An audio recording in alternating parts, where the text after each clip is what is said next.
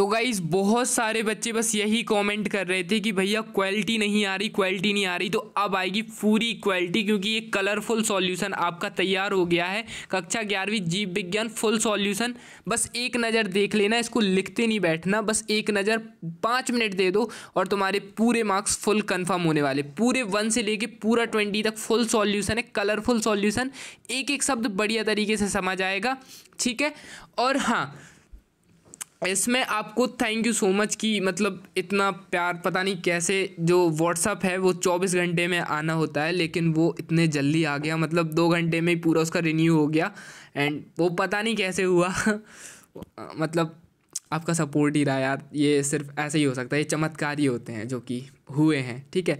निम्नलिखित में से सबसे बड़ी कोशिका है तो वो है शुतुरमुर्ग का अंडा, ठीक है। यहाँ पर हम लोग ये निकाल लेते हैं अपना, ये यहाँ पर तो दिख रहा है ना इजी, शुतुरमुर्ग का अंडा। वायरस मुख्यतः बने होते हैं न्यूक्लिक अम्ल से। अब तो कोई दिक्कत नहीं आ रही बेटा, पूरा अच्छे से दिख रहा है ना बच्चा, एक एक क्लियर, मतलब बिल्कुल डिटेल में। वॉटसन एवं क्रिक के अनुसार डीएनए में एक चक्र में कितने न्यूक्लियोटाइड्स पाए जाते हैं तो वो होते हैं 10। न्यूक्लियोटाइड्स मुख्यतः बने होते हैं तो वो होते हैं फ्यूरीन, शर्करा तथा फॉस्फेट से। निम्नलिखित में से कौन सा तत्व हमारा हीमोग्लोबिन से बना होता है तो वो बना होता है Fe से, ठीक है। केल्विन चक्र का प्रथम उत्पाद है तो वो है 3 फॉस्फोग्लिसरस अम्ल, यहाँ पर कर लेना आप, ठीक है। उसके बाद रिक्त स्थान आ जाते हैं C3 चक्र में, केल्विन बेंजिन चक्र के नाम से जाना जाता है। क्रॉस रचना C4 पौधों में पाई जाती है। विश्व की सबसे अधिक मात्रा में पाए जाने वाला एंजाइम रूबिस्को है, ठीक है। क्लियर समझ आ रहा है बिल्कुल, without any mistakes, without any गलती के। तो बस इसको देख लेना।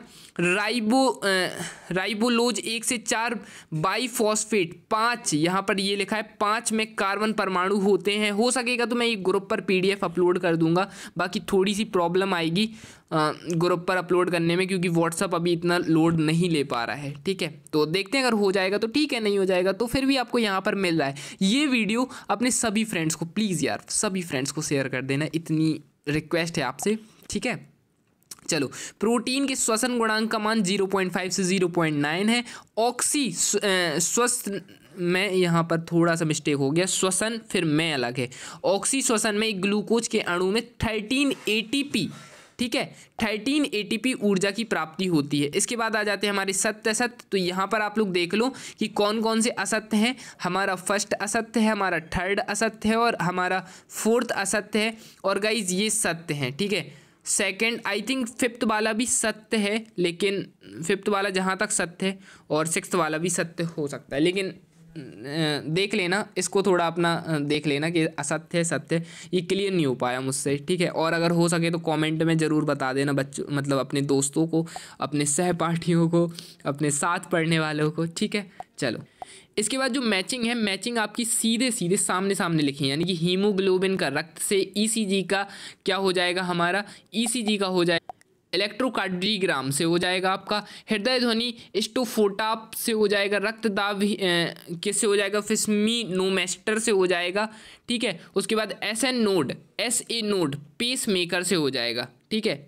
चलो, उसके बाद आ जाते हैं हमारे एक वाक्य वाले क्वेश्चन, ठीक है। प्रत्येक मानव वक्र में लगभग कितने नेफ्रॉन पाए जाते हैं तो वो होते हैं 10 लाख नेफ्रॉन पाए जाते हैं। 10 लाख ही है ना, हाँ 10 लाख ही है।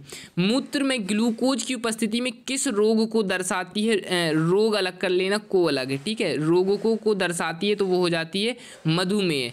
ये इतने बार वीडियो डाल दी, अब तो आंसर आपको रट गए होंगे, है ना बोमेन सनफूट कहाँ पर उपस्थित होता है तो वो होता है नेफ्रॉन के अंत में, ठीक है।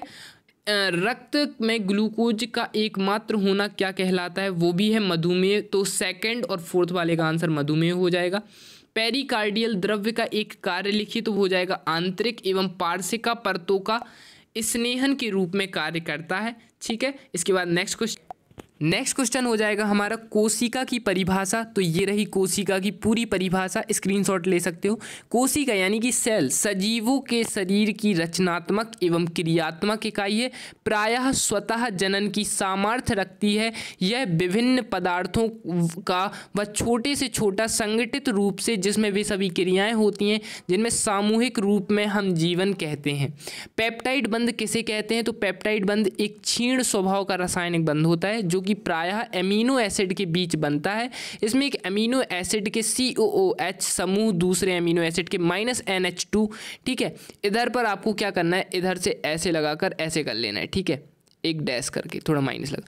उसके बाद -NH2 समूह के साथ बंध बनाता है, जिससे क्या हो जाता है, जिसमें एक -H2O निकल आता है और एक -NH बंध बन जाता है, माइनस या स्लैश भी कह सकते हैं आप इसे, ठीक है। इसके बाद आ जाता है प्रकाश संश्लेषण को परिभाषित कीजिए। तो हरे पौधे वायुमंडल में CO2 तथा मृदा में से जल अवशोषित का कार्य, यहाँ से पढ़ लो गाइस, इतना टाइम है नहीं तो इतना देखते चलो, ठीक है, क्योंकि फिर अपन को लेट हो जाएगा वीडियो में। श्रवण गुणांक का को स्पष्ट करना है तो ये आंसर हो गया। ऑक्सी श्वसन को स्पष्ट करना है तो इसका ये आंसर हो गया। इसके बाद नेक्स्ट है लसिका के 2 कार्य लिखिए, तो ये दो कार्य हो गए। उसके बाद अमोनोटैलिक जंतुओं को परिभाषित कीजिए, अमोनोटैलिक जंतुओं को परिभाषित कीजिए, तो ये इसके आंसर हो गए, ठीक है। उसके बाद पादप कोशिका जंतु कोशिका में 3 अंतर लिखिए, तो ये देख लो पादप कोशिका व जंतु कोशिका में 3 अंतर, दोनों तरफ 3 अंतर लिख दिए। C3 व C4, यहाँ पर C3 व C4 कर लेना, अंतर करना है C3 C4 में अंतर, तो ये अंतर हो गए, ठीक है। कितना इजी बना दिया है इस कलरफुल PDF ने आपके लिए, है ना। अंतः श्वसन एवं निःश्वसन में 3 अंतर लिखिए, तो ये हो गया, ठीक है। इसके बाद अथवा में ये क्वेश्चन है 16 का, अथवा किन्हीं 3 रक्त समूहों को स्पष्ट करना है।